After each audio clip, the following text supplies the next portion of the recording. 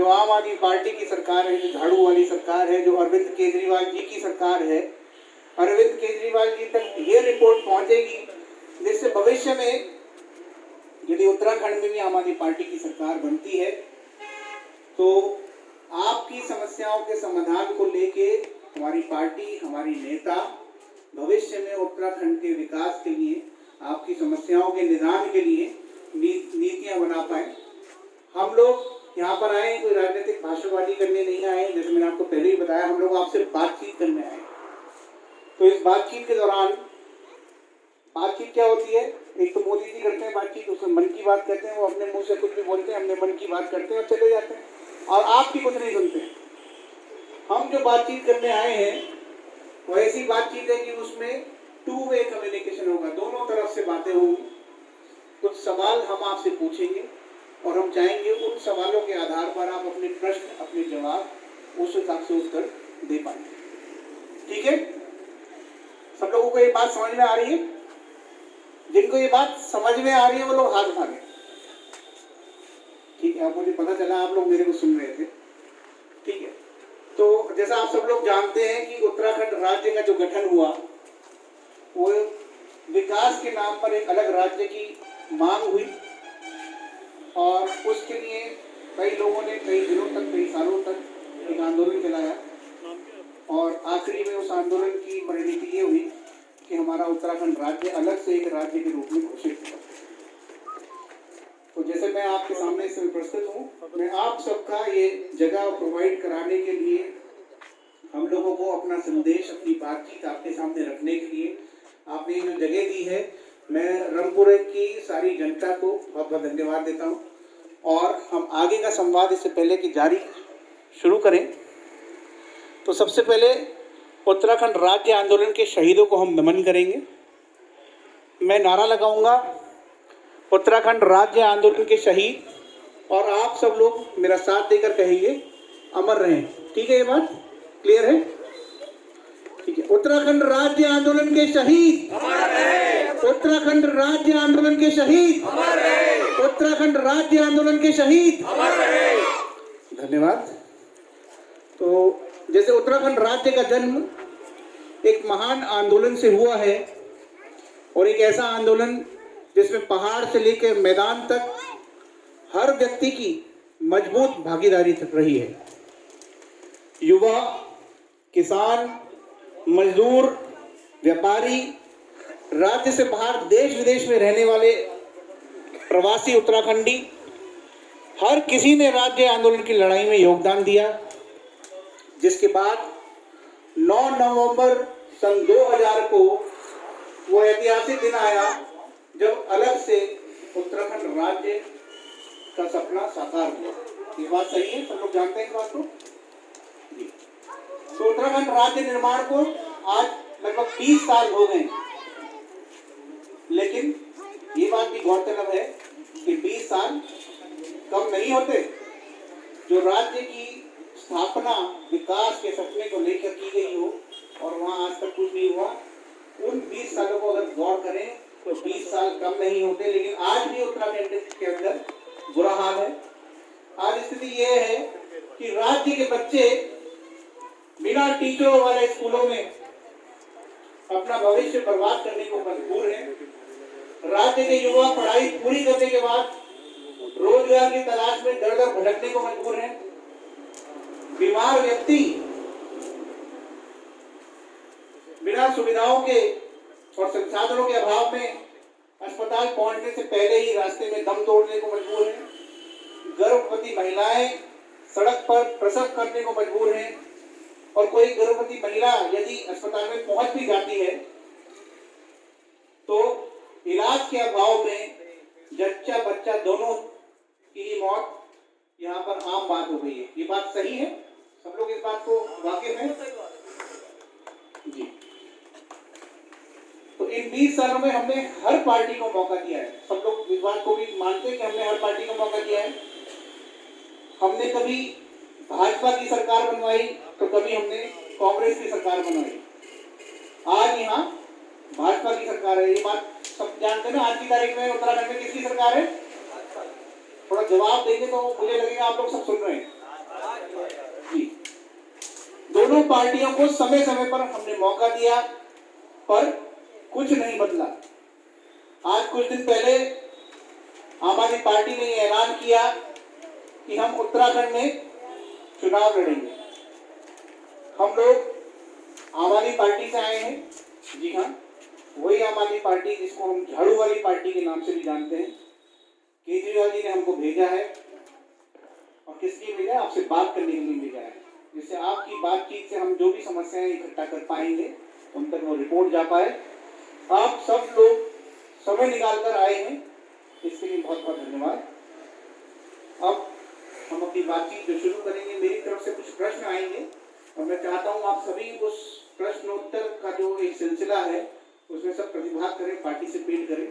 मैं कुछ प्रश्न पूछूंगा और मैं आपसे आशा करता हूँ आप लोग उसमें बढ़ चढ़कर हिस्सा लेंगे। तो मेरा पहला प्रश्न है, तो ये बताइए कि आप में से कितने लोगों ने केजरीवाल जी के बारे में सुना है? हाथ खड़ा करके बताइए, कितने लोगों ने सुना? लगभग सबने। ये बच्चों ने नहीं सुना, शायद सुना है? केजरीवाल जी के बारे में सुना है? नहीं सुना, तो अभी सुनाइए। अच्छा, और ये बताइए कि आप में से कितने लोगों ने आम आदमी पार्टी के बारे में सुना है? हाथ खड़ा करके बताइए। सबने सुना है?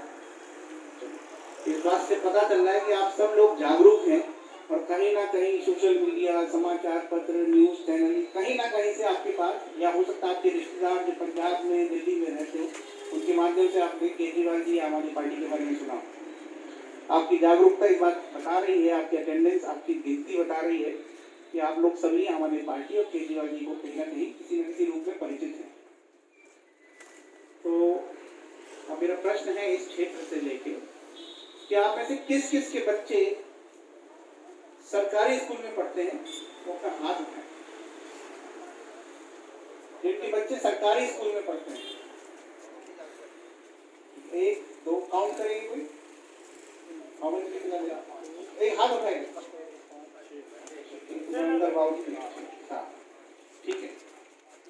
तो कैसी पढ़ाई है सरकारी स्कूलों में, कोई बता पाएगा? इस माइक में बताइएगा प्लीज। कोई बता पाएगा जिनके बच्चे सरकारी स्कूल में पढ़ते हैं, या कोई और बताना चाहे कि सरकारी स्कूलों में पढ़ाई कैसी है? हाँ, ये भाई सब अभी तक तो ठप है। आगे अब जो भी प्रोग्राम हो रहा है आगे देखेंगे। अब तो लॉकडाउन से अब तक बिल्कुल ही बंद। उससे पहले तो टीचर लोग आ जाते थे, अपना मूंगफली खाई और अपने घर को चले गए। बच्चे अपना खेल रहे हैं और अपना कोई स्वेटर बुनना है, कोई मूंगफली खा रहा है, कोई रेवड़ी खा रहा है, अपना टीचर लोग चले गए, बच्चे अपना खेल रहे हैं। और कोई बताना चाहेगा कि अभी सरकारी स्कूलों में पढ़ाई कैसी है? सबकी यही रिक्वेस्ट है कि सरकारी स्कूलों की पढ़ाई जरा अच्छी हो जाए, बढ़िया हो जाए। हम आपसे ये पूछ रहे हैं कि पिछली सरकार जो लॉकडाउन से पहले जो आपके हमारे जो भाई बच्चे साहब ने कहा वही रिकॉर्ड रहा है आज तक। ये हमारे बड़े भाई हैं, वही रिकॉर्ड रहा है जो इन्होंने बताया। तो मतलब आप कहना चाहते हैं सरकारी स्कूलों की पढ़ाई ठप है? बिल्कुल बेकार है, बिल्कुल बेकार। और भी बताना चाहेंगे? और कौन बताना चाहेंगे सरकारी स्कूल की पढ़ाई? बिल्कुल माइक में बताइएगा। सर कितने हाथ उठे थे? सरकारी स्कूल 7 उठे थे। 7 उठे थे, उसी बात से आप अंदाजा लगा दीजिए। ठीक है। मतलब आप कहना चाहते, आप भी इस बात से यही बात कहना चाहते हैं कि सरकारी स्कूलों की पढ़ाई जीरो है, कुछ नहीं है? देखो कितने जने खड़े हैं। जी जी जी जी जी, ये भाई सब कुछ कह रहे जरा एक बार। जब परिजन जो जागरूक नहीं होंगे या वहाँ जाएंगे नहीं, पूछेंगे नहीं, तो लापरवाही करेंगे, लापरवाह रहेंगे, तो ठप भी होगी पढ़ाई। जब उनको बोलेंगे तभी तो पढ़ाई कराएंगे वो। बिल्कुल सही बात है। अच्छा, जो टीचर अपॉइंट करे जाते हैं वो गार्जियन की तरफ से करे जाते हैं या सरकार की तरफ से? सरकार की तरफ से किए जाते हैं। सरकार की आगे थोड़ी देख रही है सर। जिम्मेदारी किसकी बनती है? सबसे पहली जिम्मेदारी बनती है पेरेंट्स की, जो जिसका बच्चा है। मैं आपकी बात बिल्कुल सही मान रहा हूँ, आप बिल्कुल सही कह रहे हैं, बट इसमें एक और भी सवाल आता था कि सरकारी स्कूल की पढ़ाई कैसी है, हमने ये पूछा था।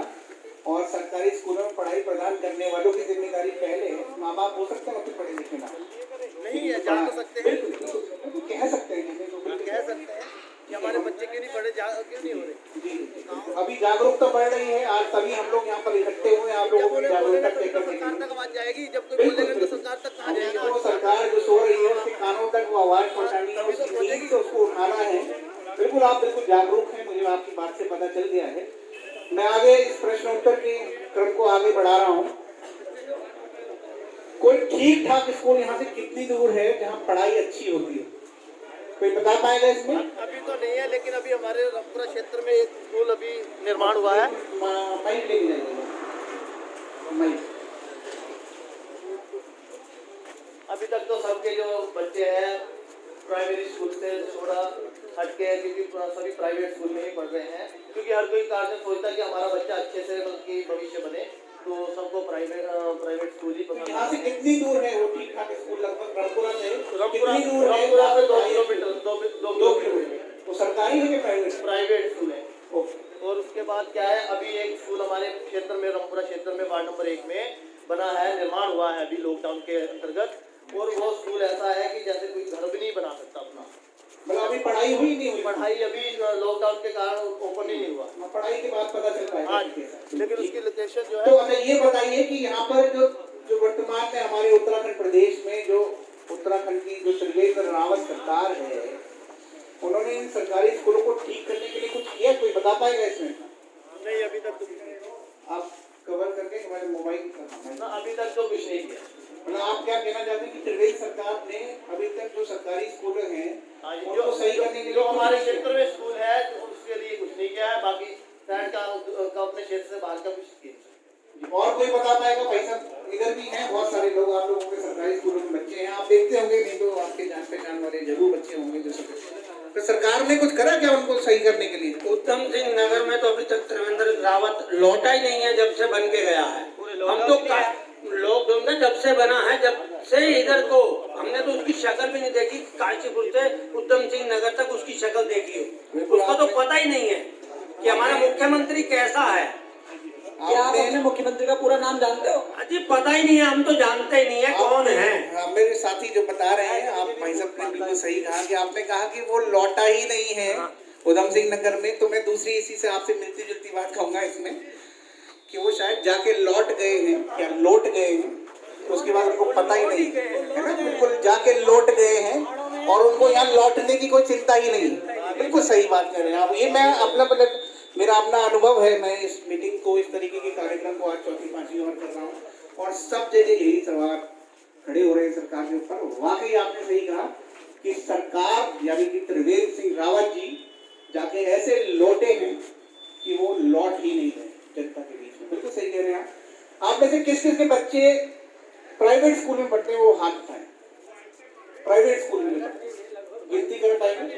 प्राइवेट स्कूल में हाँ, एक बार खड़े रहिएगा। हाथ खड़े रहेंगे तो थोड़ा सा कष्ट जरूर होगा, पर हम लोग काउंट कर पाएंगे। Anybody can count? कोई लोग काउंट करेगा? 10-11 लोग। तो 7 लोगों के 7 परिवारों से बच्चे सरकारी स्कूल में थे और 11 परिवारों से प्राइवेट स्कूल में।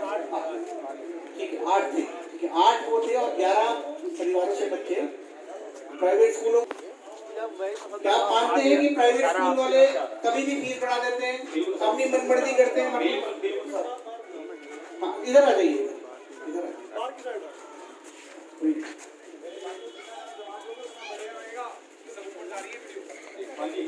आप मानते हैं कि सरकार जो है ये मतलब जो प्राइवेट स्कूल वाले हैं, जहाँ प्राइवेट स्कूलों में बच्चे पढ़ते हैं, वो मनमानी करते हैं और मनमर्जी से कभी भी फीस बढ़ा देते हैं, मनमर्जी के फीस लगा देते हैं? सर हमारी भी थोड़ी मतलब दिक्कत है जी। जब पढ़ाई तुम्हारी सरकारी स्कूल में जब इतनी है नहीं, मतलब जी। वहाँ पे बोलने का होता हाँ जी तुम्हारी बिल्डिंग बन रही है। हमारे क्षेत्र में एक स्कूल है जी, ठीक है ना, एक हमारा आ गया है पट्टी बज्जर में, ठीक है सर। मैं आपका रहने वाला भीमनगर का हूँ, ये आपका रंगपुरा हो गया, ठीक है, यहाँ से जस्ट तुम्हारा 5-6 किलोमीटर, ठीक है ना। एक हमारी अभिभावकों की एक थोड़ी दिक्कत आती है, बोलना जैसा मतलब देश वैसा भेद बनता है। एक हमारा बालक जरा प्राइमरी स्कूल है, हमारे टीचर तुम्हारे घर में काम नहीं है, ठीक है ना, और वहाँ पे आके तुम्हारा घर का काम वो तुम्हारे स्कूल में कर रहे हैं, सरकारी स्कूल में, प्राइवेट स्कूल, सरकारी में, ठीक है ना। वहाँ पे तुम्हारे झाड़ू लगवा रहे हैं, तुम्हारे हाजी ये साफ कर दो, साफ कर दो। तो सर ऐसा ना देखो, एक तो गिनती के तुम्हारे बच्चे सरकारी स्कूलों में, ठीक है सर। उसके बाद हमारी दिक्कत अभिभावकों की दिक्कत क्या है? अब जैसे जैसे बोलते हैं साथ का बच्चा पढ़ रहा है, हाँ जी बड़े स्कूल जा रहा है, वो हमारी दिक्कत है। मैं भी एक झाड़ी मजदूरी करना, सामने फैक्ट्री है, सारा फैक्ट्री है, मैं वहाँ का मैं करने वाले खाली झाड़ी मजदूरी करने वाला व्यक्ति हूँ खाली में, ठीक है। झाड़ी हमारी 200-250 रुपए है, बच्चे की देखो फीस दोगे कितनी है। तो एक अब ऐसा बच्चे का माँ बाप भी अपना पेट काट के मतलब उसे कैसा पढ़ा रहा है, क्या लिखा रहा है, लेकिन बोलते हैं गवर्नमेंट चाहे बीजेपी हो, चाहे आम आदमी हो, चाहे कांग्रेस हो, चाहे कोई भी हो, मैं तो ये बोलता हूँ, ठीक है ना। लेकिन कम से कम ये देखिए आज तुम ये देखो पेट्रोल का रेट है क्या। नहीं, मेरा सवाल मैं आपकी भावना बिल्कुल समझ रहा मैं हूँ, आपको पर मेरा बताऊंगा। सवाल बड़ा स्पेसिफिक सवाल है, मैं फिर से एक बार रिपीट कर देता हाँ जी, हाँ हूँ, जी, आप हाँ जी। उसी के बाबत जवाब दीजिएगा कि क्या प्राइवेट स्कूल वाले मनमानी करते हैं और आप ये मानते हैं कि वो जब मर्जी चाहे वो उसकी फीस बढ़ा देते हैं? आपका सवाल नहीं खैर ऐसी कोई दिक्कत नहीं है, प्राइवेट वाले ऐसे क्यों बढ़ाएंगे, लेकिन जो उनकी फीस है कंटिन्यू, मतलब जो उनके टीचर हैं वो ज्यादा है काफी काफी बात बताऊँ मैं, लेकिन टीचर उनके 8 जो टीचर हैं, लेकिन उनकी सैलरी भी है। अब जैसे जब लॉकडाउन हमारा स्टार्ट हुआ उस टाइम बोला हाँ जी सबको सैलरी मिलेगी, हमें सैलरी नहीं मिली, मैं भी एक मतलब कॉन्ट्रैक्ट बेस में काम करता हूँ मैं, तो ऐसे हमारे बच्चों को भी है। प्राइवेट तो प्राइवेट ही हुआ, मैं भी प्राइवेट में हूँ, कोई मेरी जॉब तो नहीं मतलब, लेकिन ऐसा सबकी दिक्कत देखते हुए आदमी बंदा यही चलता मतलब, ठीक है ना। लेकिन मनमानी ना तो प्राइवेट वाले, ठीक है ना कोई मतलब, ठीक है। ये है। तो और कोई बता पाएगा कि आपको जिसको लगता हो कि ये प्राइवेट स्कूल वाले भी मनमानी करते हैं, मनमर्जी माफी फीस बढ़ा देते हैं, कोई बताएगा? ऐसा लगता है आपको? हाँ जी, मनमानी करते हैं। मनमानी करते हैं आप कहेंगे? जब एडमिशन कराने जाओगे तो कहेंगे कि 5 साल तक फीस नहीं बढ़ेगी, ये नहीं होगा, वो नहीं होगा जी। हर साल फीस बढ़ाते हैं, हर साल फीस बढ़ाते हैं और फिक्स चार्जेस भी लेते होंगे? सब कुछ बढ़ाते हैं, बार पूरा बार। बढ़ाते हैं। अच्छा। एडमिशन फीस भी लेते हैं, एग्जाम फीस भी लेते हैं और अपने ट्रांसपोर्ट का भी पैसा बढ़ा लेते हैं वो लोग, और अलग से भी बोले आज बच्चे वहाँ जा रहे हैं यहाँ जा रहे हैं उसका भी ले लेते हैं वो लोग। तो उनका तो ये हमारी तो मजबूरी है कि हमारा बच्चा 1 साल के लिए जब वहाँ एडमिशन हो जाता है तो हमारी मजबूरी बन जाती है कि हमें वो पढ़ाना है वहाँ पे। बच्चे का साल बचाना होता है, बच्चे का साल बचाना होता है कि बच्चे को फेल ना कर दें, ये भी डर होता है हमारे मन में कि हमारी फीस की वजह से फेल ना कर दें, हम पैसे में कोई कमी कर रहे हैं, किसी चीज़ में कमी कर रहे हैं, कॉपी में कमी कर रहे हैं। और एक बार कोर्स लेने के बाद दोबारा कोर्स भी लेना पड़ जाता है हमें जी। वो ऐसा लेना पड़ जाता है कि हमारी मजबूरी बन जाती है। बच्चे को टीचर कह देता बेटा आज तुम्हारी कॉपी दूसरी आएगी, आज जीके की बनेगी, आज एसटी की बनेगी, आज हिंदी की बनेगी, आज संस्कृत की बनेगी, मतलब टोटल दोबारा हो जाता सब कुछ। और फीस की बात करें तो फीस का तो कोई उनका है ही नहीं, वो जो तय होती स्टार्टिंग में वो फीस नहीं होती है, लेकिन जब 2-4 महीने हो जाते हैं तो फीस का अलग हो जाता है। ठीक है, मतलब एक तरीके से आदमी पैसा का महसूस करता है फिर। अच्छा, और कोई बोलना चाहेगा इस मुद्दे पर कि प्राइवेट स्कूल भी मनमानी करते हैं, मनमर्जी माफी फीस कभी भी बढ़ा देते हैं? कोई और कोई बताना चाहेगा इसमें? बताना चाहेंगे?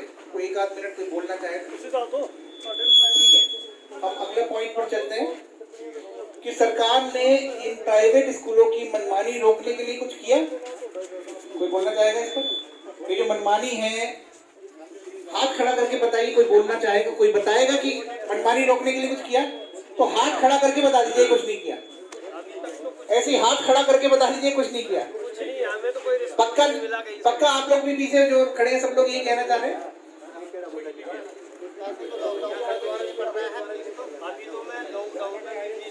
इधर माइक कहाँ है?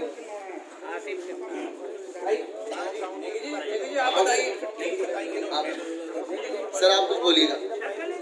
जब तक ये मुख्यमंत्री है तब तक यहाँ पर कुछ नहीं होना है, कुछ भी नहीं। इसने पूरा उत्तराखंड का सत्यानाश किया है, कुछ नहीं, ठीक है ना। बीजेपी जिसको बीजेपी वाले को ये काम करना है वो बोलता मैं इस्तीफा दे रहा हूँ, मेरे पास पावर नहीं है। इसलिए इस सरकार को बिल्कुल जो है होना चाहिए, हम इस सरकार को चाहते नहीं है। धन्यवाद। और कोई कुछ बोलेगा? सरकार ने कुछ मनमानी रोकने के लिए कुछ किया? हेलो माइक आप सर्वजीत के हाथ में रहने दीजिए, आप बोलिए। हेलो, समस्त क्षेत्रवासी आए हुए सभी लोगों का हार्दिक स्वागत करता हूँ। धन्यवाद। वैसे बस मेरी सवाल का जवाब दीजिए, क्या सरकार ने प्राइवेट स्कूलों की मनमानी रोकने के लिए कुछ किया? बस मैं इसका जवाब चाहिए। देखिए, जहाँ तक मनमानी का सवाल है, मैं ये नहीं जानता हूँ कि मनमानी क्या चीज़ होती है। मनमानी वो चीज़ होती है जैसे जो भी पेरेंट्स अपने बच्चों को पढ़ा रहे हैं वो फीस भर रहे हैं। कोरोना काल से हम लोग उबर चुके हैं, लेकिन अभी कोरोना काल ने हमको घेर रखा है चारों तरफ से।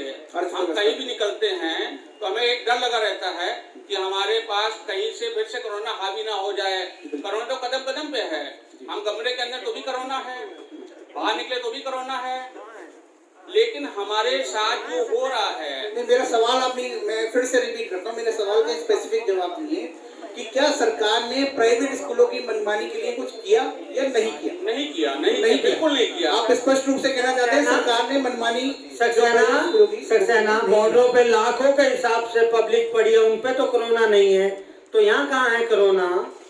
चलिए चलिए, ठीक है, धन्यवाद। ठीक है, मैं समझ गया आपकी बात। नेक्स्ट विल कंटिन्यू, हम नेक्स्ट सवाल पर जा रहे हैं। अच्छा, ये बताइए कि सरकार प्राइवेट स्कूलों के खिलाफ कुछ करती क्यों नहीं? क्या आपको नहीं लगता कि अधिकांश जो प्राइवेट स्कूल हैं या तो नेताओं के होते हैं या उनके रिश्तेदारों के होते हैं, या नेताओं से इन प्राइवेट स्कूल वालों को कोई संरक्षण प्राप्त होता है? क्या इस पे कोई बोलना चाहेगा? जो मैं बता रहा हूँ आपको कि या तो प्राइवेट स्कूल या तो नेताओं के होते हैं, या तो प्राइवेट स्कूल नेताओं के होते हैं, आप बोलोगे, या फिर नेताओं के रिश्तेदारों के होते हैं, या जिनके होते हैं वो कहीं ना कहीं नेताओं के कहीं पिछलग्गू होते हैं, उनके पास संरक्षण होता है। आज तक मोदी सरकार ने जो भी किया है वो पब्लिक के लिए कुछ नहीं करा, गरीब जनता के लिए कुछ नहीं करा। गरीब जनता आज भूखी मर रही है। क्या ये हमें 2 किलो राशन दे के, गरीब जनता को 2 किलो राशन दे के वो कह रहे थे कि हम राशन देते हैं, जो गैस दिए हैं, सिलेंडर दिए हैं कि वो एक बार दे के सिलेंडर दे के कह दिया कि गरीबों को सिलेंडर दिए हैं, उन पे सब्सिडी में थोड़े दिन सब्सिडी दे के उसके बाद सब्सिडी बंद कर दी, उसमें महंगाई कर दी। तो आपको लगता है मतलब सरकार ने, मतलब ये जो प्राइवेट स्कूल हैं, ये इसलिए प्राइवेट स्कूल मनमानी कर पाते हैं क्योंकि सरकार को इनके खिलाफ करती नहीं, और प्राइवेट स्कूल या तो नेताओं के हैं या उनके रिश्तेदारों के। बात नहीं कर रहा हूँ सर। जी जी, नहीं, मैं आपके सारे सवालों पर आऊंगा, अभी एक एक करके आऊंगा। मैं अभी इस बारे में सवाल, मेरे प्राइवेट स्कूल में ना तो बच्चे पढ़ रहे हैं जी, और ना मैं प्राइवेट स्कूल की बात कर रहा हूँ। जी जी जी, मैं तो मोदी सरकार की बात कर रहा हूँ। मैं उस पर अभी आऊंगा। मेरे सारे प्रश्नों में वो सब कवर होने वाला है। हाँ, बिल्कुल आऊंगा, मैं लौट के आऊंगा। अभी मैं अगले प्रश्न की तरफ जा रहा हूँ। सर, एक बात बताइए जी, अगर हमारे बच्चों को अच्छी शिक्षा इसमें सरकारी स्कूल में मिलती तो फिर हम वहाँ पे अपने बच्चों को प्राइवेट स्कूल में क्यों डालते? बिल्कुल, ये वाजिब, यही जवाब है, यही वाजिब जवाब है इस बात का। अगर हमें यहाँ अच्छी शिक्षा मिलती तो हम क्यों डालते वहाँ पर? नहीं डालते ना। बिल्कुल। आज हम मजदूर, हम खुद मजदूर आदमी है, हम अपने बच्चों को कैसे पढ़ा रहे हैं, कैसे नहीं पढ़ा रहे हैं, ये हमें भी पता है। ये बड़ी बात है कि आप लोग मजदूरी करके भी बच्चों को पढ़ा रहे हैं। मजबूरी है क्योंकि आज की शिक्षा बच्चों को अच्छी चाहिए, लेकिन क्या करें, मजबूर है। अब कैसे ना कैसे करके अपने बच्चों को तो पालना, अच्छी शिक्षा देनी है। बस सर यही कहना चाहूंगा, बस यही चीज है मेरी कहने। धन्यवाद आपके, बहुत बहुत धन्यवाद। हम फिर से आपके दूसरे प्रश्नों को लेकर आपके पास दोबारा आने वाला हूँ मैं। अच्छा, ये तो बात थी अभी सारी शिक्षा के ऊपर। अब मैं दूसरा थोड़ा अपना ट्रैक चेंज कर रहा हूँ, एक दूसरे मुद्दे पर आते हैं कि आप में से कौन कौन सरकारी अस्पताल में इलाज करवाने जाते हैं? कृपया हाथ उठाएं। कौन कौन सरकारी अस्पताल में इलाज कराने जाता है? हाथ उठाए रखिएगा प्लीज। एक बार थोड़ा कष्ट जरूर होगा, पर हमारे लोग इसको काउंट करते हैं, हमारा उसका रिपोर्टिंग मेथड है। तो आप लोग एक बार काउंट करेंगे कितने लोग हैं जो सरकारी अस्पतालों में इलाज कराने जाते हैं? कितने लोग हैं? हाँ भाई साहब, एक इधर भी है, इधर भी काउंट करना। आकाश, काफी लोग हैं जो सरकारी अस्पतालों में इलाज कराने जाते हैं। धन्यवाद, आप सबका हाथ खड़ा करने के लिए हमारी टीम ने काउंट कर लिए हैं। और मैं इसके आगे पूछने जाना था, यहाँ के सरकारी अस्पताल की क्या हालत है? थोड़ा इस पे कोई बता पाएगा कि क्या हालत है सरकारी अस्पताल की? यहाँ मेरी आप सभी से विनती है, अगर एक साइड आ जाएंगे तो हमें जरा संवाद करने में, क्योंकि हमें कभी इधर मुंह करना पड़ता है और कभी इधर, तो संवाद करने के लिए थोड़ी सी परेशानी होती है। तो सब एक साइड आ जाएंगे तो हमें भी लगेगा कि आप हमारी बात सुन पा रहे हैं। क्या कुछ करेगा? एक बार ऐसा हुआ कि हमारे चोट लग गई तो मैं गया तो कहा डॉक्टर साहब को, बोले भी 200 रुपया जमा करवाओ, आपका एक्स्ट्रा होगा। जब अंदर एक्सरे लिए मेरे को बोले सरकार के कपड़े उतारो। ये आप सरकारी अस्पताल की बात, सरकारी अस्पताल की बात है, कपड़े उतारो। मैं क्या बात भैया, कुश्ती नहीं लड़ती। बोले आपकी छाती का एक्सरा लेंगे। मैं चोट तो मेरे पैर पे लगी थी, छाती का एक्सरा कैसे लोगे? मैं भैया अपने लपेटे कपड़े में चल पड़ा। फिर डॉक्टर साहब ने भेजा कि आप करो, पर उसमें कोई नतीजा नहीं है, कुछ सुनाई नहीं है। फीस अपनी वो भी बढ़ा रहे, गवर्नमेंट का है, गवर्नमेंट ही बढ़ा रही है। और यूपी में चले जाओ तो 1 रुपया या 2 रुपये लगते हैं, और यहाँ 25 रुपये लगते हैं। कोई गरीब आदमी की कोई सुनाई नहीं। किसी का मतलब मेला का केस होगा, फटाफट लिख देंगे, सब मिक्स मिली होती है। फलाने हॉस्पिटल में चल जाइए, यहाँ खतरा है। तो लोग वर्ग अगर अपनी जान बचाने के लिए भागते हैं तो टेस्ट वगैरह भी पैसे अलग से लगते हैं? हाँ अलग से लिख दिया, मुझे खुद उन्होंने लिख के दिया जाकर प्राइवेट में करवाओ। और दवाइयाँ? दवाइयाँ भी मतलब जो इनकी दवाइयाँ वो तो कोई काम नहीं करती, उस वाले मेडिकल से ले लो, बढ़िया दवाई देगा उस वाले से ले लो, सरकारी हॉस्पिटल वाले करते हैं जैसे। ज्यादा बहाना बोलते हैं हाँ कि जी। हमारे यहाँ सीनियर डॉक्टर ही नहीं है। आप इधर आ जाइए, इधर आ जाइए। ताकि ये बोला जाता है कि हमारे यहाँ भैया सीनियर डॉक्टर ही नहीं है, ताकि जो वहाँ तुम्हारा इलाज कर रही है, ऑपरेशन केस है, इसे बाहर ले जाइएगा। अच्छा, तो थोड़ा सा मैं सरजीत आपसे रिक्वेस्ट करूंगा, आप थोड़ा इधर आ जाइए ना, तो ये माइक रेजोनेंस नहीं करेगा। इधर आ जाइए। बहुत बहुत धन्यवाद। कोई और बताना चाहेगा सरकारी अस्पतालों के हालात क्या हैं? कोई और बताना चाहेगा हमारे यहाँ पर उपस्थित? हाँ सर, मेरे पैर में हुआ था सेप्टिक, मैं हॉस्पिटल गया, मुझे पर्चा बनवाया, सब कुछ करा। बोले कि आपको यहाँ से सुशीला तिवारी जाना है। मैंने अपना घर गिरवी रख के 8.5 लाख रुपया पैर पे लगाया, मुझे सरकारी हॉस्पिटल से भेज दिया यहाँ से। जी जी जी। तो सुशीला तिवारी भी तो सरकारी अस्पताल में वहाँ गए? सर कहीं सुनवाई नहीं है। मैं जोली ग्राउंड भी गया हूँ, वहाँ से उन्होंने दवाइयाँ पे लिख दी और मैं एक दिन की दवाई 1050 रुपये की पर डे की दवाई अपनी मेडिकल से लेके आता था। वहाँ पे कोई कुछ नहीं है, कुछ भी ना। सरकारी हॉस्पिटल में दवाइयाँ लिख देते हैं, मेडिकल से दवाई लो और अपना इलाज करवाते रहो। अरे सर बहुत बुरी कंडीशन है। तो आपका, हाँ, आपका पैर का हालात अभी भी ठीक है कि नहीं है? सर वैसे तो अब बच्चों के लिए, बेटियां हैं, उनके लिए रोजगार कर रहे हैं, मगर दिखाई देगा ना आपको। मगर कंडीशन जो है अपनी ऐसी है अब भी। ये एलिफेंटाइटिस कोई फैसिलिटी कुछ नहीं है, कोई फैसिलिटी नहीं है। ये एलिफेंटाइटिस एक बीमारी होती है, शायद आपको भी बताया होगा डॉक्टर ने। ये सेप्टिक हो गया था, पूरा गल गया था, अब तो सूजन आ गया। अच्छा, ये सेप्टिक के कारण है? हाँ जी, सेप्टिक के। और कोई सरकारी अस्पताल में इसका इलाज नहीं हो पाया? कहीं नहीं, कहीं भी। मैं आपको बताते रहा हूँ, 9-10 लाख रुपया लगा लिया, कोई सुनवाई और नहीं। कितना समय हो गया आपको? इसको हो गया करीब 2.5 साल। 2.5 साल से लगातार आप पैसा खर्च कर रहे हैं और ईमान अभी तक अब आपको बता ही दिया मैंने कि 1050 रुपए की पर डे की दवाई है। और कोई बताना चाहेगा? कुछ बोलना चाहता है? और कोई बताएगा सरकारी अस्पतालों के क्या हालत है? ठीक है, ठीक है, ठीक है, ठीक है। अभी हम उस पॉइंट पर आएंगे, बिल्कुल आएंगे। सरकारी अस्पताल की ये हालत है। मैं टेम्पो चलाता था, एक बार एक मैं मरीज को लेके गया सरकारी अस्पताल में, ठीक है। उसमें एक प्रेग्नेंट औरत थी, उसको उन्होंने इंजेक्शन लगा दिए और उसको मना कर दिया कि नर्स नहीं आएगी जो मैन वाली है, जो डिलीवरी करवाती है वो नहीं आएगी, आप इसे जहाँ मर्जी ले जाओ, ठीक है। हमने, वो मुझे न्योरे करने लगे, सरदार जी जैसे चाहते हो आप ले जाओ इसे कहीं अस्पताल में। पहले मैं एक अस्पताल था इधर अंदर, उसमें लेके गया, वहाँ पे नर्स नहीं मिली। उसके बाद दोबारा, उसके बाद चीमा चौराहे के पास में एक अस्पताल है, उनको न्योरे करे, भाई इसके इंजेक्शन लगा हुआ है और इसको आप करिए। तो सरकारी अस्पताल वालों ने ऐसे उसे मरीज को छोड़ दिया था।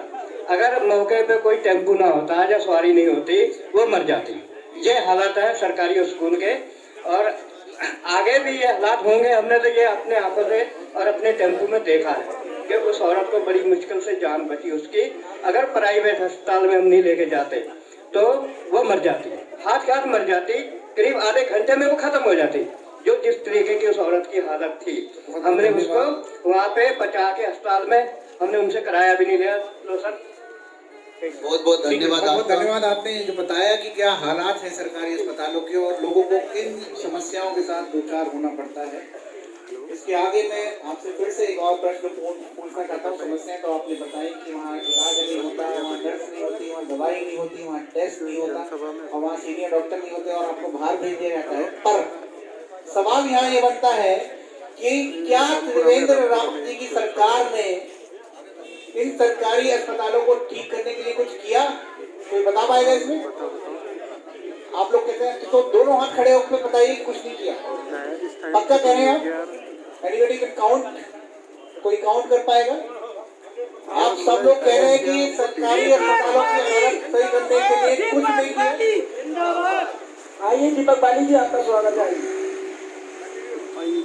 कुछ नहीं किया। आप मार्च में इस बात को सरकारी अस्पतालों को सही करने के लिए त्रिवेंद्र रावत सरकार ने मैं कर दूंगा। ठीक है, तो हम आगे बढ़ते हैं। तो मेरा प्रश्न आपसे आता है, कोई ठीक ठाक अस्पताल यहाँ से कितनी दूर है जहाँ अगर आप अपना मरीज इलाज के लिए लेके जाएं तो उसकी जान बच जाए? यहाँ से कितनी दूर है ऐसा अस्पताल कि जहाँ आप अपना मरीज लेके जाएं तो उसकी जान बच जाए? कितनी दूर है, कोई बता पाएगा? 3 किलोमीटर। और कोई बता पाएगा कि क्या वो 3 किलोमीटर पर जो अस्पताल है वो सरकारी है या प्राइवेट है? प्राइवेट अस्पताल है। कोई और ऐसा अस्पताल जहां आपको लगता हो कि जहां आप अगर मरीज को लेके जाएंगे तो बच जाएगा?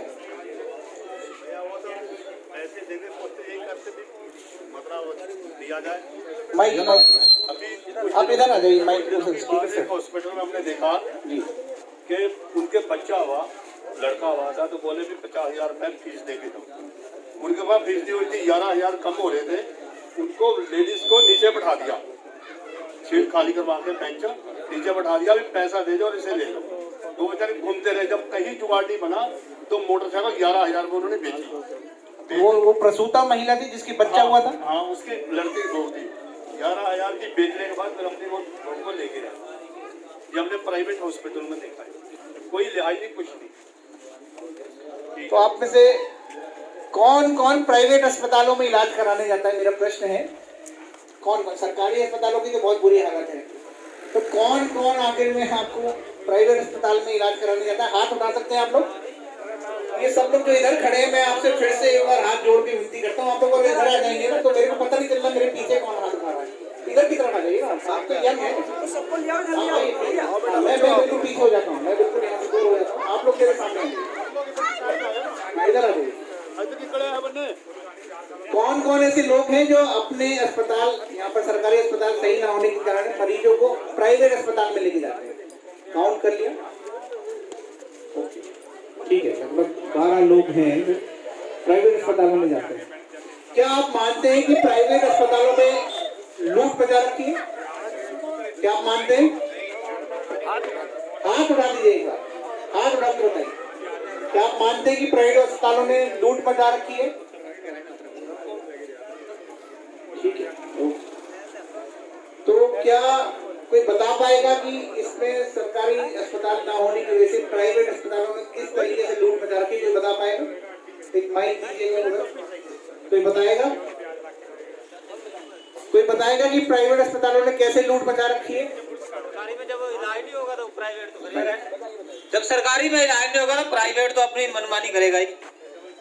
हमारे काशीपुर का ये हालात है कि अगर सरकारी में कोई केस बनता भी है तो वहाँ की एम्बुलेंस अपने अपने अस्पताल की बाहर ही खड़ी रहती है। केस लेते हैं वो, जो मतलब केस लेते हैं, मतलब जैसे प्रेग्नेंट औरत है जी, 9 महीने का बच्चे होता है जब, तो उसकी सारी टेस्ट तो वहाँ सरकारी में करवाते हैं। जब डिलीवरी होने का टाइम आता है तो जवाब दे देते हैं, मना कर देते हैं। हाँ, और बाहर आते हैं एम्बुलेंस आपको फोन करते हैं कि एम्बुलेंस अपने हॉस्पिटल में लेके जाएगी। वो एम्बुलेंस भी उनकी अपनी लगी हुई है कि वो अब उसी हॉस्पिटल में जाएगी। प्राइवेट वालों से सेटिंग कर रखी है सर। हाँ, सेटिंग है और हर हॉस्पिटल की। मतलब लूट मचा रखी है क्या प्राइवेट अस्पतालों में? आप मानते हो? बिल्कुल। किस तरीके से? मतलब 1 रुपए का कितना रुपए चार्ज कर देते होंगे? एक का 10,000। मतलब हाँ जी, कुछ दिन पहले हम मतलब हमारे रिश्तेदार हैं जी, वो मतलब यहाँ उजाला हॉस्पिटल में लेके आए थे। और नाम मत लीजिएगा ना, अस्पताल का नाम मत लीजिए। प्राइवेट जी हाँ, प्राइवेट बोलिए। प्राइवेट ही कह रहा हूँ। तो उसमें करीबन उन्होंने बिल 2 दिन का 80,000 बना दिया था जी। 80,000। क्या केस था वो? वो केस था मतलब कोई चोट वोट लगी थी, एक्सीडेंट में चोट लगी थी और उसका 2 दिन का खर्चा 80,000 रुपए प्राइवेट अस्पताल वालों ने लिया। उन्होंने 80,000 बनाया और वो ठीक हो गया? ठीक, हाँ ठीक हो गया था वैसे, मगर पूरी तरह ठीक नहीं हुआ था जी। तो मतलब उसका बिल जो बाहर से रिपोर्टें भी की थी ना, तो उन्होंने अंदर वही मतलब उसमें जोड़ दिया था। अच्छा। हाँ जी, तो उसमें बहुत ही फिर मतलब चेक जब किया हमने, अंदर जाके चेक किया तो हमने उनको बताया कि मतलब ये जो आपने रिपोर्टें हमें तो बाहर से करवाने को भेजा था, तो आपने इसका बिल मतलब अंदर से बना के दिया है। तो फिर उन्होंने माइनस किया वो। अच्छा, इस तरह बहुत प्राइवेट हॉस्पिटल में मतलब वाकई में ऐसा लगता है कि लूट मचाई, बहुत ही लूट है। मतलब वहाँ मजबूरी में आदमी जब जाता है तो लूट पिट के आता है। जी, मजबूरी में जाना पड़ता है तो उसकी मतलब बहुत फायदा उठाते हैं, बहुत ही ज्यादा। तो आप में से कौन कौन लोग ऐसा मानते हैं कि सरकार ने लूट मची हुई है? अच्छा, कोई बोलना चाहिए? हाँ सर, मैं एक चीज़ ये कहना चाह रहा हूँ, अभी मैंने आपको पहले बताया था कि जिस तरीके से हमारे बच्चे सरकारी स्कूल में नहीं पढ़ पाते, मजबूरन हमें वहाँ लेके जाना पड़ता, प्राइवेट स्कूल में पढ़ते हैं बच्चे, ओके। उसी तरीके से जब हमें सरकारी में हॉस्पिटल में इलाज नहीं मिलेगा तो मजबूरन प्राइवेट में लेके जाना पड़ेगा सर, चाहे वो झूठ मचाए या कुछ भी करो, हमारी सर मजबूरी है। आप बताइए अगर मैं चीज गलत कह रहा हूँ तो नहीं, आप बिल्कुल सही कह रहे हैं। आप यही सब चीज पीड़ित हैं, भाई वही सरकारी पीड़ा को स्कूल साझा से करने यहाँ आए हैं सर बस कि तो क्या सरकार ने इन प्राइवेट अस्पतालों की मन मर्जी की लूट को रोकने के लिए कुछ किया? कोई बता पाएगा इसमें? नहीं कुछ सर, नहीं किया। अभी तक तो कुछ नहीं किया। ये भाई साहब से पूछिए, इनसे पूछिए। कुछ नहीं किया सरकार ने, क्या किया? कोई सरकार नहीं करेगी मेरे सामने तो, मैं सीधी बात बताता हूँ। अभी तक का आपका तजुर्बा ये कहता है, आपने तजुर्बे कोई से सरकार नहीं करेगी, कौन सी भी सरकार है। बिल्कुल, हमने पहले ही कहा कि यहाँ पर 20 साल से कुछ नहीं हुआ, चाहे कांग्रेस की सरकार रही हो या भाजपा की सरकार रही हो, कुछ नहीं हुआ। और कोई बताना चाहेगा कि प्राइवेट अस्पतालों ने की लूट को रोकने के लिए कुछ नहीं किया? कोई बताएगा? कोई बताएगा? ठीक है, ये भाई साहब बताएगा, इधर आ जाइए। हमारे एक्सीडेंट हुआ जी, हमारी लात टूटी जी, लेकिन विकास डॉक्टर ने ये कह दिया कि या तो 15,000 रुपए का इंतजाम करिएगा जी, नहीं तो यहाँ से आप छुट्टी ले लो और उस्मान हॉस्पिटल में पहुंच जाओ। उस्मान हॉस्पिटल में तुम्हारा उस्मान कार्ड से इलाज होगा और जो है तुम्हारी वहाँ पे समस्या हल हो सकती है। फिर हमें जो है मजबूरी में वहाँ पे रात डलवाई, लेकिन अभी तक पैर की न सूजन जा पाई और न दर्द। कितने पैसे लग गए? पैसों का हमें पता नहीं, 2,000 रुपए हमारे पास से लगे। तो क्या आप आप मानते हैं कि मतलब ये प्राइवेट अस्पतालों की मनमर्जी की लूट को रोकने के लिए सरकार ने कुछ नहीं किया हुआ है? आप मानते कुछ हैं? नहीं। जी, अच्छा ये बताइए कि जरा सोचिए कि सरकार ने ऐसा क्यों नहीं किया? कोई जवाब बता पाएगा इसमें? सरकार ने क्या किया? सरकारी हॉस्पिटल से आज छुट्टी ले लो और प्राइवेट हॉस्पिटल में चले जाओ। प्राइवेट हॉस्पिटल में जाओगे तो उस्मान कार्ड पे वो कितना बिल काट रहे हैं, क्या कर रहे हैं, हमें कुछ मालूम नहीं। तो इसका मतलब ये मैं आपको बताता हूँ, शायद मुझे जो अंदाजा लगता है, मैं भी कई दिनों से लोगों के बीच में ही हूँ। क्यों नहीं किया सरकार ने, मैं बताता हूँ आपको। क्योंकि स्कूलों की तरह ही अस्पताल भी या तो नेताओं के या नेताओं के रिश्तेदारों के या जिनके वो अस्पताल है प्राइवेट, उनको उन नेताओं का संरक्षण प्राप्त है, उनको प्रोटेक्शन मिलता है। ये मैं बात सही कह रहा हूँ? ऐसे ही है? जो सही मानते हैं आपको हाथ खड़ा कर पाएंगे? काउंट कर सकते हैं हमारे साथी, जरा इसको काउंट करेंगे। इधर भी भाई साहब, इधर आ जाए तो बहुत आसान हो जाएगा, बहुत आसान रहेगा। मुझे पीछे से देखना। 17 लोग। अच्छा, ये हम अब इसको थोड़ा मुद्दे को स्वास्थ्य से हम दूसरे मुद्दे की तरफ जाएंगे। आपके गांव से कितने लोग रोजगार के चलते गांव छोड़कर चले गए? कितने लोगों ने यहाँ से पलायन किया है? कोई बता पाएगा? ऐसे युवा लोग, ऐसे जो काबिल लोग थे, उनको यहाँ पर उनकी काबिलियत के अनुसार रोजगार न मिलने के कारण उनको यहाँ से पलायन करना पड़ा हो, बाहर जाना पड़ा। यहाँ से पलायन कोई नहीं करके जाएगा। यहाँ तो परेशान रह के भी, भूखे रह के भी यहीं पे रहना है। पलायन करके जाएंगे कहाँ? बाहर तो और मर जाएंगे जाके।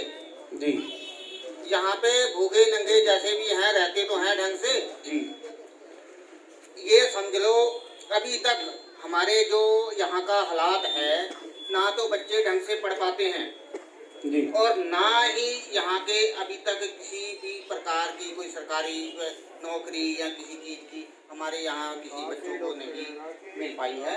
जो कि बच्चे, पहली बात तो इतनी किसी के पास गुंजाइश ही नहीं है कि अच्छी पढ़ाई बच्चों की करवा सके जी, क्योंकि सभी यहाँ जो मजदूर लोग ही हैं और आज तक इन मजदूर लोगों का कुछ नहीं हुआ है, किसी भी सरकार ने कुछ नहीं किया है। तो मतलब आप ये कहना चाहते हैं कि यहाँ पर पलायन की जरूरत इसलिए नहीं पड़ती क्योंकि कोई अपने बच्चों को इतना काबिल ही नहीं बना पाता कि वो बाहर जाके, और यहाँ पर रहना पसंद करते हैं कि चाहे कम खाएं, चाहे सूखी रोटी से खाएं, लेकिन घर ही में रहना है। आप क्या कहना है? मतलब ये कहने का मतलब मेरा ये है कि बाहर तभी बंदा जाएगा जब वो कोई काम धंधा सीखा होगा। तो जी, जब वो काम धंधा ही नहीं सीखा तो वो बाहर करने क्या जाएगा? वहाँ तो उसके लिए कोई काम धंधा है ही नहीं। तो यहाँ पर सरकार ने ऐसी कोई योजना भी नहीं लाई जहाँ कोई काम धंधे के बारे में ऐसी ऐसी पढ़ाई ऐसी ट्रेनिंग दी जाती है जहाँ सर? यहाँ पे कोई ट्रेनिंग नहीं है अभी तक, कोई नहीं। किसी भी प्रकार की कोई व्यवस्था नहीं है, कुछ नहीं है। यहाँ से A to Z जितने बच्चे हैं या तो वो बिल्कुल ही नहीं पढ़ पाते हैं, और अगर ज़्यादा जूनियर पास किया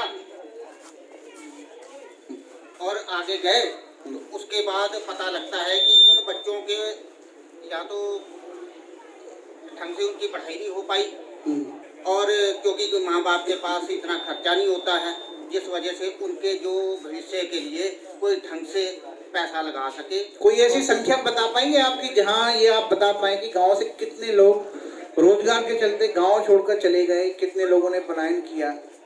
ऐसा कोई संख्या बता पाएंगे कि किनको पलायन यहाँ से? पलायन का मतलब ये होता है कि नौकरी के लिए अगर शहर नहीं जा रहा है या दूर शहर जा रहा है या दूसरे शहर जा रहा है। ऐसे मैं आपको जो बात बता रहा हूँ उसको इस चीज के लिए समझिए कि हमारे यहाँ से जो बच्चे हैं अभी तक ढंग से पढ़ नहीं पाए हैं, क्योंकि बाहर जाके वो नौकरियां कर सके, क्योंकि यहाँ पर वैसी व्यवस्था ही नहीं रही है। व्यवस्था ही नहीं रही है यहाँ पे। और यहाँ उनके लोगों के पास पैसा नहीं रहा कि अपने बच्चों को बड़े स्कूलों में बड़े कॉलेजों में पढ़वा पाए। यहाँ पे हमारे यहाँ इतनी फैक्ट्रियाँ हैं बेहद, लेकिन वहाँ पे भी घर के घर में मजदूरी करनी पड़ रही है। मजदूरी करनी पड़ती है। हाँ, क्योंकि बाहर का बंदा आएगा वो यहीं से मजदूरियाँ करवाता है। मतलब बाहर के ठेकेदार होते हैं और मजदूर यहाँ के होते हैं। आपका कहने का मतलब यही है ना? बिल्कुल। कोई और भी इस बात से इत्तेफाक रखता हो जो ये कह रहे हैं भाई साहब की जो है बाहर का ठेकेदार होता है और मजदूर यहाँ का होता है, ऐसे ही है भाई साहब से एक बार बुलवाइए कुछ। मैं ज़रा सही आ रहे हैं जो दिखा रहे हैं जी। बाहर के ठेकेदार आते हैं, यहाँ तक मजदूरी करनी पड़ती है। मैं 15 किलोमीटर दूर काम पे जाता हूँ। मजदूरी करने जाते हाँ जी। अच्छा, किसी फैक्ट्री में जाते हैं? हाँ जी, फैक्ट्री में जाता हूँ। और आपको आसपास कोई ऐसा रोजगार नहीं मिलता? आपकी शिक्षा कहाँ तक हुई है? 8वीं पास हूँ मैं। 8वीं पास है, लेकिन मजदूरी करते हैं और यहाँ से 15 किलोमीटर किसी और फैक्ट्री में जाके आपका मजदूरी, और वहाँ ठेकेदार बाहर के होते हैं। ठेकेदार मैंने कहा होगा ये। अच्छा, उन्होंने आपको वहाँ लगा दिया। चलिए, बहुत अच्छी बात है। तो क्या आप बता पाएंगे कि क्या त्रिवेंद्र सरकार ने रोजगार के लिए कुछ किया है? कोई बता पाएगा? क्या बता पाएंगे आपके रोजगार के लिए त्रिवेंद्र सरकार ने कुछ किया हो? सर हमारे क्षेत्र में तो अभी तक कुछ करा नहीं। हम तो ऐसे भूखे नंगे हैं शुरू से। हमने उनका नाम ही सुना है, खाली उनकी ना तो शक्ल देखी ना उनकी मीटिंग देखी। हमारे उधम सिंह नगर में तो वो इधर भटके ही नहीं है। उत्तराखंड तो बहुत दूर की चीज है।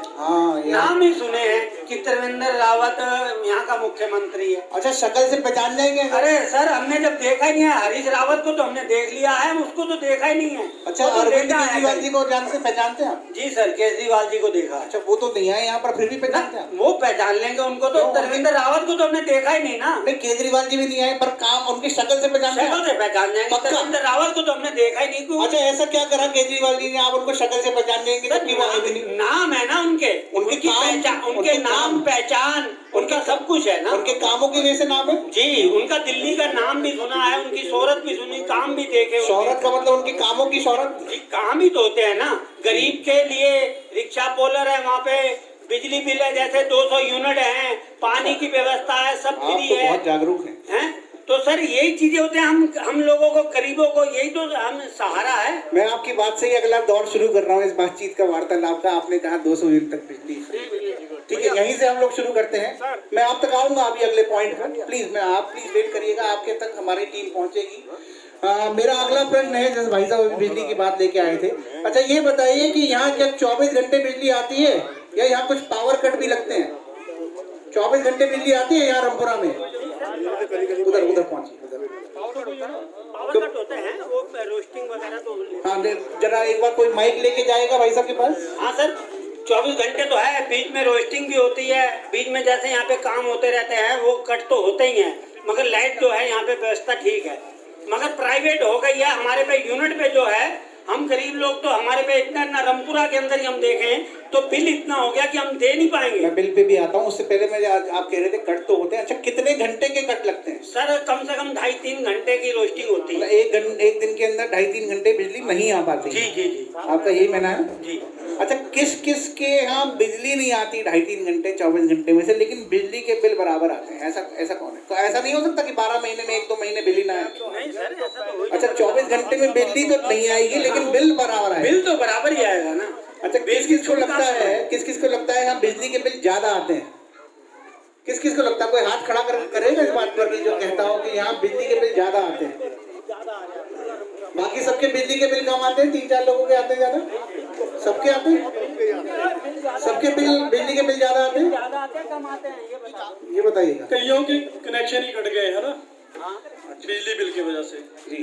और कई लोग तो वैसे मतलब 2-3 दिन मतलब लाइट गुल कभी कभी। अच्छा।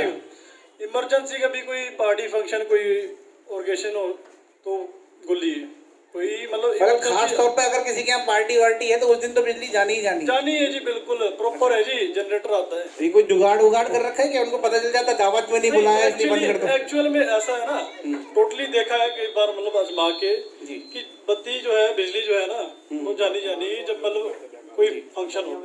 कई बार ट्राई भी किया, लगाया भी, अनुमान भी लगाया कि ऐसा भी नहीं कि जानी है। और फिलहाल के लिए तो बाकी जैसे किसी का ज्यादा बिल आ गया है, कई बार बेचारों ने एप्लीकेशनें भी डाली है कई बंदों ने कि किसी तरीके से मतलब अपना कि उनका बिल माफ हो, है ना, और वो उनका कनेक्शन ही कट हो गया, अभी खत्म ही कर दिया, सुनवाई कोई नहीं हुई। कोई सुनवाई नहीं बिल्कुल। अच्छा, आपको क्यों लगता है कि ज्यादा आते हैं बिल? क्या आप कहीं ऐसा तो नहीं बिजली का इस्तेमाल ही ज्यादा करते हो?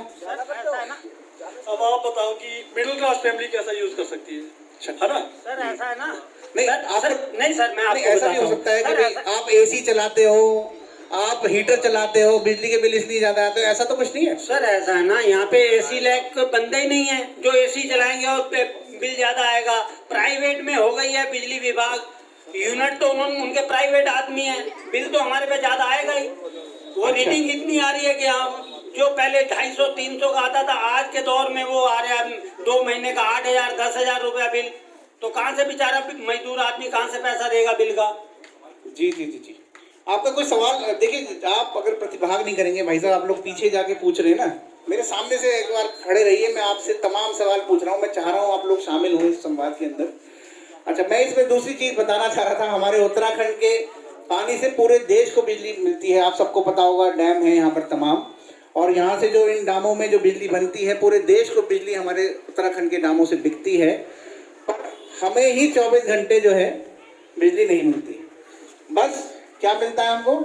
बिल जरूर मिलता है ना? ऐसा ही है ना, बिजली भले ही आए या ना आए, बिजली के बिल जरूर आते हैं। तो बिजली बिल के नाम पर लूट मची हुई है, सब मानते हैं।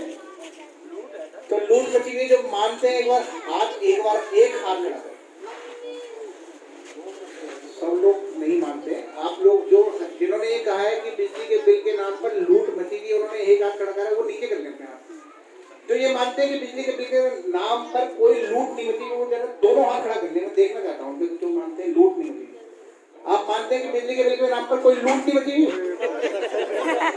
ये आदमी ऐसा जो कि बिजली के बिल के नाम पर लूट नहीं मची, सभी के सब मानते हैं कि लूट मची है। चलिए, ये बात एक रिकॉर्ड में ये और गई कि सब मानते हैं। जी, मैं आपकी बात अभी, अगर आपके मेरे सवाल के बाबत कोई जवाब है तो आप बिल्कुल बोलिएगा, बाकी बातें मैं इस विषय की बात करूंगा। मतलब आप 15 सेकंड में आप बता दीजिए। हमारा कहना ये है कि काशीपुर में विगत 3-4 साल से जो भी पुल का निर्माण हो रहा है, त्रिवेंद्र सिंह रावत की तरफ से कोई भी इसमें वो नहीं हो रही थी, मतलब चाहत, लेकिन श्री दीपक वाली जी के चाहने से जो पुल का निर्माण तेजी से गति से हो रहा है वो अति उत्तम है, और अब की आम आदमी पार्टी को लाना है, श्री दीपक बाली जी को जिताना है। आपकी भावनाओं का हम आदर करते हैं, सम्मान करते हैं, धन्यवाद। आप में से ये बताइए कि आप में से किस किस के दोस्त या रिश्तेदार या जानने वाले दिल्ली में रहते हैं? हाथ उठा के बताइए। मेरे दोस्त, मेरे जितने वॉलंटियर्स हैं, एक बार प्लीज इनको काउंट करिए, सिंगल हाथ उठाइए, जिससे हम ईमानदारी, देखिए ये पार्टी थोड़ा ईमानदारी से काम करती है, जहाँ पर हमको एक हाथ चाहिए वहाँ एक चाहिए। कितने लोगों के रिश्तेदार या दोस्त या जानने वाले संबंधी दिल्ली में रहते हैं या दिल्ली से वास्ता रखते हैं? 13 लोग। 13? Anybody else? 13। तो 13 परिवारों के दोस्त, रिश्तेदार, संबंधी कहीं ना कहीं दिल्ली से वास्ता रखते हैं। सामने अगर आ जाएंगे ना तो मुझे बहुत आसानी रहेगी, मैं आप सबसे आपकी बात सुन पाऊंगा, कर पाऊंगा। ठीक है, तो आप लोगों की उन लोगों से बात होती है, दिल्ली के रिश्तेदारों से, दिल्ली के दोस्तों से बातचीत होती होगी? क्या उन्होंने आपको बताया कि दिल्ली में भी केजरीवाल जी ने क्या क्या काम किए हैं? वो कुछ बताया आपको जो केजरीवाल जी ने दिल्ली में काम? आप इधर की तरफ आइए, उधर से माइक काम नहीं करेगा। दिल्ली में बिजली फ्री, पानी फ्री, बच्चों की पढ़ाई फ्री और आम अस्पतालों का जो भी खर्चा है वो भी फ्री है। ये मेरे दोस्त ये बताते हैं मेरे को कि दिल्ली में सारी सुविधाएं हैं, केजरीवाल जी ने सब सुविधा दे रखी हैं। और कोई कुछ बोलना चाहता है? और कोई बताएगा इसमें?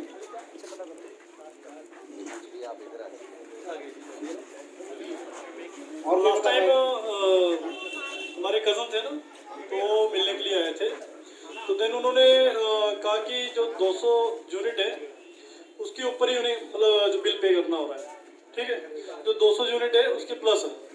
देन अच्छा लगा सुन के, बहुत अच्छी उन्होंने और भी बातें बताई हैं जो कि फिलहाल के लिए जब मतलब इंटरेस्टेड नहीं था मैं, ठीक है, राजनीति में ज़्यादा, पर जो उन्होंने 2-3 बातें बताई ना तो अच्छा लगा सुन के, ठीक है। हॉस्पिटल्स की भी अच्छी मरम्मत हो रही है, मतलब हो चुकी है ऑलरेडी, अच्छा काम है। आप लोगों ने अच्छे ढंग से बताया और कम शब्दों में बताया, फिर भी मैं प्रयास करूंगा आपको कुछ और बातें बताने की जो दिल्ली की सरकार दिल्ली की जनता के लिए कर रही है। मैं आपको बताना चाहता हूं कि दिल्ली के स्कूल अच्छे हो गए, वहाँ के अस्पताल अच्छे हो गए जब से आम आदमी पार्टी की सरकार दिल्ली में आई। वहाँ के सरकारी स्कूलों के नतीजे 98% आए हैं, जो आज तक भारत में कभी नहीं हुआ। बिजली अब वहाँ 24 घंटे आती है। दिल्ली में 200 यूनिट तक का बिजली का जो बिल है वो माफ है, मुफ्त है। वहाँ बिल कितने का आता है? 200 यूनिट तक की अगर बिजली आप यूज कर रहे हैं तो बिल कितने का आता है? 0। यानी लगभग 70% लोग, क्योंकि 200 यूनिट तक का कंजम्पशन वाले लगभग 70% जनसंख्या जो है उसके बिल 0 आते हैं। दिल्ली की सारी सड़कें और गलियां शानदार करवा दी हैं और बाकियों में काम भी चल रहा है। Door step delivery of services, आप लोग जानते हैं इसके बारे में? Door step delivery of services क्या है? दिल्ली सरकार की कौन सी स्कीम है? मैं आपको बताता हूँ door step delivery of services क्या है। कि door step delivery of services के अंदर आपको ये मैं बता रहा हूँ कि जैसे अगर आपको छोटे छोटे कामों के लिए प्रमाण पत्र वगैरह बनवाने होते हैं, जैसे कौन से प्रमाण पत्र? जैसे जन्म प्रमाण पत्र, मृत्यु प्रमाण पत्र, जैसे ड्राइविंग लाइसेंस, जैसे जाति या आय का प्रमाण पत्र, ऐसे जो छोटे छोटे किंतु जरूरी डॉक्यूमेंट्स होते हैं, होते तो बहुत जरूरी है लेकिन होते बहुत छोटे हैं, उसके लिए यहाँ पर घंटों, कई दिनों, कई हफ्तों तक SDM साहब के यहाँ, तहसीलदार साहब के यहाँ, दलालों के यहाँ आपको चक्कर लगाने पड़ते हैं। दिल्ली में ये कोई काम करना नहीं पड़ता। आपको क्या करना होता है उसके लिए? आपको दिल्ली वालों को इसके लिए आप किसी सरकारी अस्पताल, किसी सरकारी दफ्तर के चक्कर नहीं लगाने पड़ते। बस एक नंबर पर उनको एक कॉल करनी होती है और उस नंबर का वहाँ दिल्ली में जो नंबर इशू करा हुआ है दिल्ली की सरकार ने, आम आदमी पार्टी की सरकार ने, केजरीवाल जी की सरकार ने, वो नंबर है 1076। आप जैसे ही उस नंबर को मिलाते हैं तो वहाँ पर एक सरकारी अधिकारी फोटोकॉपी मशीन लेकर आता है और वहाँ पर अन्य जरूरी चीजें लेकर भी घर पर पहुँच जाता है, ठीक है। और वहाँ पर आपसे कागज इकट्ठे करता है और आपको निश्चित समय में वापस आपके घर पे बना के देके जाता है वो सर्टिफिकेट। आपकी यहाँ की तरह ऐसा नहीं है आप तहसील के चक्कर लगाओ, आप SDM साहब के चक्कर लगाओ, आप DM साहब के चक्कर लगाओ, इसके लिए कोई काम करने की जरूरत नहीं पड़ती। यहाँ तक कि ड्राइविंग लाइसेंस तक के लिए RTO जाना पड़ता है, दलालों के चक्कर में डालना पड़ता है। वहाँ पर कोई ऐसा चक्कर नहीं है। आप घर बैठे आप फोन करिए, वहाँ एक सरकारी आदमी आएगा, आपसे कागज ले जाएगा और निश्चित समय के अंदर आपको वो डॉक्यूमेंट बना के दे जाएगा। तो ये है दिल्ली सरकार का door step delivery of services scheme. इसके बारे में मैंने आपको बताया। आप तुरंत हम जो है एक वीडियो की तरफ देखने जा रहे हैं, वो आपको हम चलाएंगे। आप लोग शांतिपूर्वक उसको सुनिएगा। मेरी आप सबसे रिक्वेस्ट है थोड़ी देर इस वीडियो के ऊपर फोकस करिएगा। इधर उधर जो लोग भी साथ, कहीं मैं देख रहा हूँ कहीं कहीं बातें चल रही हैं, ये वीडियो आपके लिए बना है, आपकी समझ के लिए बना है, आपको दिखाने के लिए बना है कि दिल्ली सरकार क्या क्या काम कर रही है। मैं वॉलंटियर्स से रिक्वेस्ट करूंगा कि ये लाइट बंद कर दें, ये लाइट वाला स्विच निकाल दें, इसका स्विच ऑफ कर। हाँ, स्विच ऑफ कर।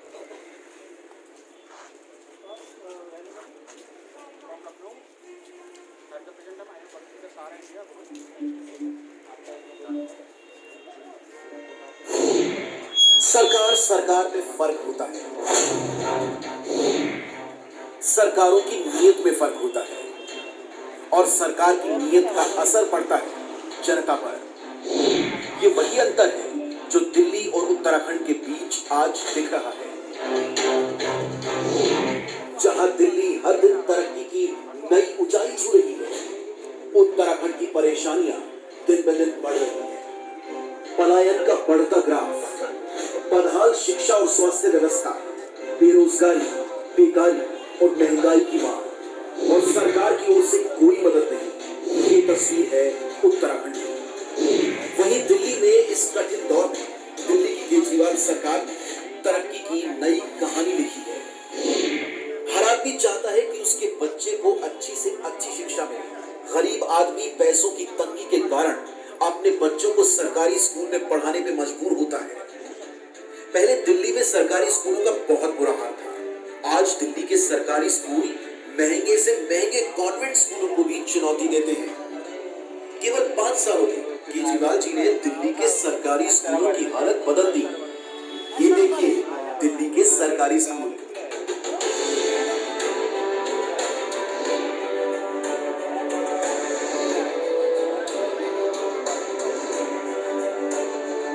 और ये देखिए उत्तराखंड के सरकारी स्कूल।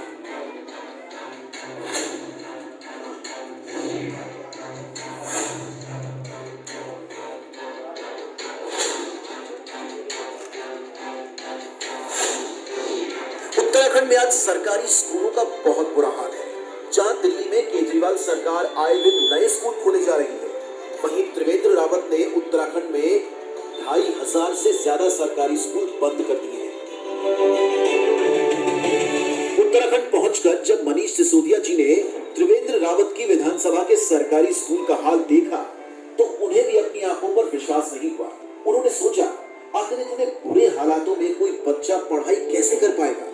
प्रश्न उठता है कि अगर केजरीवाल सरकार 5 साल में सरकारी स्कूल इतने अच्छे कर सकती है तो त्रिवेंद्र सरकार ने क्यों नहीं किए। आखिर उत्तराखंड के लोगों का क्या कसूर, उत्तराखंड के लोग क्यों भुगते। इतना ही नहीं, केजरीवाल सरकार ने दिल्ली में प्राइवेट स्कूलों की फीस पर भी लगाम लगाई। अपने कार्यकाल में पिछले 6 साल में दिल्ली में केजरीवाल जी ने किसी प्राइवेट स्कूल को फीस नहीं बढ़ाने दी। और इधर उत्तराखंड में प्राइवेट स्कूलों की मनमानी और तानाशाही से जनता परेशान है। आए दिन उत्तराखंड के प्राइवेट स्कूल फीस बढ़ा देते हैं। इन्हें रोकने वाला कोई नहीं है। कौन रोकेगा इन्हें। आधे स्कूल तो नेताओं के हैं और बाकी स्कूल नेताओं के संरक्षण में है। अगर केजरीवाल सरकार 5 सालों में प्राइवेट स्कूलों पर लगाम लगा सकती है तो त्रिवेंद्र सरकार ने क्यों नहीं किया। उत्तराखंड के लोगों का क्या कसूर है, उत्तराखंड के लोग क्यों भुगते।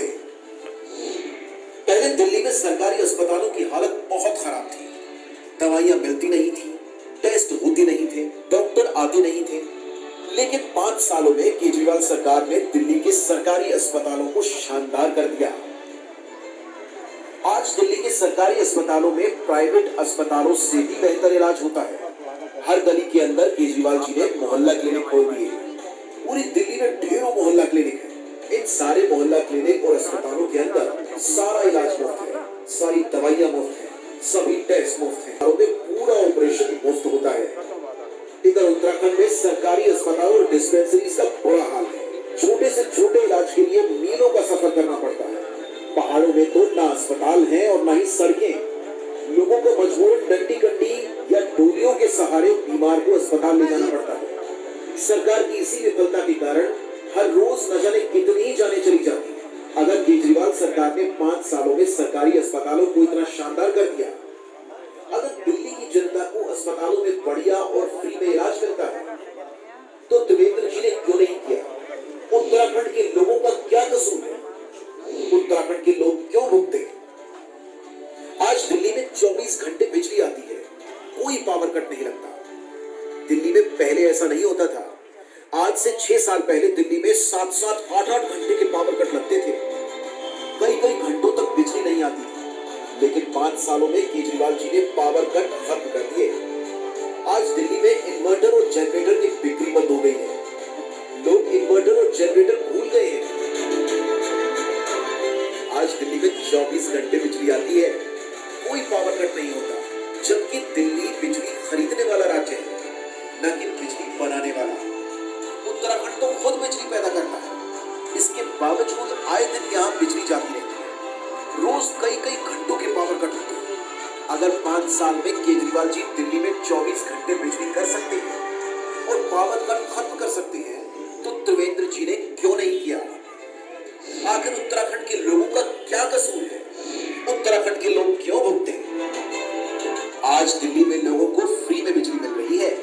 200 यूनिट इस्तेमाल करने वाले लोगों की बिजली फ्री है। दिल्ली की लगभग 70% आबादी 200 यूनिट से कम बिजली इस्तेमाल करती है। इसका मतलब दिल्ली की 70% आबादी की बिजली फ्री है। 24 घंटे बिजली, नो पावर कट और फ्री बिजली, जीरो बिल आते हैं जनता के। कभी सुना है? एक तरह से दुनिया के 8वें अजूबे की तरह है। और उत्तराखंड के अंदर बिजली नहीं आती, केवल बिल आते हैं और बहुत ज्यादा बिल आते हैं। अगर 5 साल में केजरीवाल जी दिल्ली में बिजली फ्री कर सकते हैं, तो त्रिवेंद्र जी ने क्यों नहीं किया? उत्तराखंड के लोग क्यों भुगते हैं? आखिर उत्तराखंड के लोगों का क्या कसूर है? आज अगर दिल्ली में आपको किसी भी सरकारी विभाग में कोई भी काम करवाना है, मान लीजिए जाति प्रमाण पत्र बनवाना है, राशन कार्ड बनवाना है या ड्राइविंग लाइसेंस बनवाना है, किसी भी तरह का कोई भी काम करवाना है, तो अब आपको दिल्ली में सरकारी दफ्तर जाने की जरूरत नहीं है, लाइनों में लगने की जरूरत नहीं है, आपको किसी दलाल को पैसे देने की भी जरूरत नहीं है, किसी बाबू की जेब गर्म करने की जरूरत नहीं है। सरकार ने एक फोन नंबर दिया है, 1076। इस नंबर पर आप कॉल कीजिए और फोन पर बताइए कि आपको क्या काम है। दिल्ली सरकार का कोई अफसर आपके घर आएगा और आपके घर आकर आपका सारा काम करके जाएगा। आपका राशन कार्ड आपके घर बना कर देकर जाएगा, आपका जाति प्रमाण पत्र आपके घर बना कर देकर जाएगा, वो अपने साथ फोटो स्टेट की मशीन लेकर आएगा, स्कैनर लेकर आएगा। आपको कहीं जाने की जरूरत नहीं है, लाइनों में लगने की जरूरत नहीं है, दफ्तर से छुट्टी लेने की जरूरत नहीं है। वहीं अगर आप उत्तराखंड का हाल देखें, तो लोग पहाड़ों की लंबी चढ़ाई करने के बाद सरकारी दफ्तरों तक पहुंचते हैं और इतनी कठिनाई सहने के बाद भी उनका कोई काम नहीं हो पाता। क्यों दिल्ली की तरह उत्तराखंड में सरकार लोगों के घरों तक नहीं पहुंच पाई? अगर केजरीवाल जी 5 साल में ये करिश्मा कर सकते हैं, तो त्रिवेंद्र जी ने 5 साल में क्या किया? आखिर उत्तराखंड के लोग क्यों भुगते हैं? उत्तराखंड के लोगों का क्या कसूर है? आज उत्तराखंड में आए दिन महिलाओं के साथ गलत काम हो रहे हैं। उत्तराखंड में हमारी बेटी जब कॉलेज के लिए निकलती है तो दिल धक धक करता है, पता नहीं घर वापस सही सलामत लौटेगी या नहीं। आए दिन अखबारों के सारे पन्ने अपराध से भरे रहते हैं, लूटमार हत्याएं आम हो गई हैं।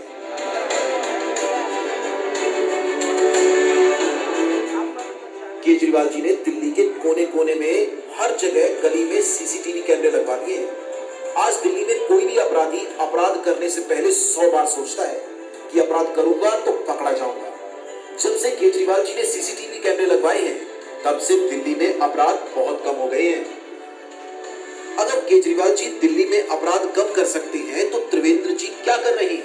आखिर उत्तराखंड के लोगों का क्या कसूर है? उत्तराखंड के लोग क्यों भुगते हैं?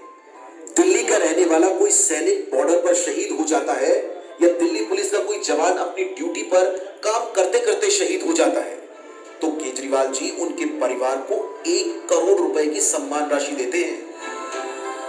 केजरीवाल जी उनका सम्मान करते हैं। केजरीवाल जी शहीदों का सम्मान करते हैं। उत्तराखंड वीरों की भूमि है। यहाँ रहने वाला हर व्यक्ति कट्टर देशभक्त है। अगर उत्तराखंड का कोई सैनिक बॉर्डर पर शहीद हो जाए या उत्तराखंड का कोई सिपाही अगर अपनी ड्यूटी पर शहीद हो जाए, तो क्या उसके परिवार को 1 करोड़ रुपए की सम्मान राशि नहीं दी जानी चाहिए? अगर केजरीवाल जी ये कर सकते हैं, तो त्रिवेंद्र जी क्यों नहीं कर सकते? उत्तराखंड में रोजगार का बहुत बुरा हाल है। रोजगार ना मिल पाने के कारण लोग अपना घर परिवार सब छोड़ने को मजबूर हुए। गांव में बूढ़े माँ बाप अपने बच्चों से दूर अकेले रह रहे हैं और बच्चे रोजगार के लिए दूसरे राज्यों में दर दर की ठोकरें खा रहे हैं। दिल्ली में केजरीवाल सरकार अक्सर रोजगार मेला लगाती है, जिसमें हजारों युवाओं को नौकरी मिलती है और लाखों पेट पाले जाते हैं। अगर केजरीवाल जी ये काम कर सकते हैं, तो त्रिवेंद्र जी ने क्यों नहीं किया? आखिर उत्तराखंड के लोगों का क्या कसूर है? उत्तराखंड के लोग क्यों भूखे। इतना ही नहीं, श्रवण कुमार की तरह केजरीवाल जी की दिल्ली सरकार ने दिल्ली के सभी बुजुर्गों के लिए तीर्थ यात्रा योजना भी शुरू की है। इस योजना के तहत बुजुर्गों को वैष्णो देवी, तिरुपति बालाजी, द्वारकाधीश जैसे विभिन्न तीर्थ स्थलों की यात्रा कराई जाती है। केजरीवाल सरकार इन सभी बुजुर्गों के लिए एसी ट्रेन से लेकर फर्स्ट क्लास होटल और शानदार खाने का इंतजाम भी करती है। कहते हैं कि अपने बड़े बुजुर्गों को तीर्थ यात्रा कराना बड़े पुण्य का काम होता है। केजरीवाल सरकार की इस योजना का पुण्य सारी दिल्ली को लगा है। 20 सालों में हम उत्तराखंड वालों ने हर पार्टी को मौका दिया और सबने अपने घर भरने के सिवाय कुछ नहीं किया। उन सभी पार्टियों ने उत्तराखंड के लोगों को धोखा दिया। आज से 6 साल पहले दिल्ली के लोगों ने अपनी तकदीर बदली थी। दिल्ली के लोगों ने सारी पार्टियों, सारे नेताओं को लात मारकर आम आदमी पार्टी को अपना वोट दिया। एक ईमानदार पार्टी को वोट दिया, एक ऐसी पार्टी को वोट दिया जिसमें कट्टर देशभक्त है। एक ईमानदार इंसान को वोट दिया, केजरीवाल जी को जिताया और आज उसका फायदा दिल्ली के लोगों को मिल रहा है। दिल्ली में जो विकास हो रहा है वो अभूतपूर्व है। पूरी दुनिया में उसकी चर्चा है। स्कूल, अस्पताल, बिजली, पानी, हम उत्तराखंड वालों के पास भी मौका है। हम लोग भी अपनी तकदीर बदल सकते हैं। चाबी हमारे हाथ में है। या तो हम अपनी पुरानी पार्टियों के चक्कर में पड़े रहें, लेकिन अगर हमें अपने परिवार का भविष्य बदलना है, अपने देश का भविष्य बदलना है, उत्तराखंड का भविष्य बदलना है, तो केवल और केवल एक ही पार्टी है जो आज उत्तराखंड का भविष्य बदल सकती है। एक ही पार्टी है जो शहीदों के सपनों का उत्तराखंड बना सकती है। आम आदमी पार्टी। सारे मिल जाओ, सारे जने मिलकर एक बार आम आदमी पार्टी को जिताओ। एक बार आम आदमी पार्टी को जिताने के बाद आप लोग सारी पार्टियों को भूल जाओगे, जैसे दिल्ली के लोग सारी पार्टियों को भूल गए।